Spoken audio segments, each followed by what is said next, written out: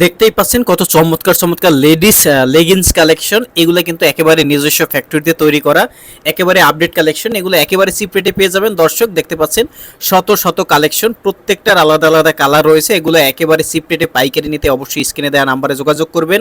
যারা কুরিয়ারে পাইকারি নিতে চান, আমরা স্ক্রিনে দেওয়া নাম্বারে যোগাযোগ করলে সারা বাংলাদেশে পাঠাতে পারবো।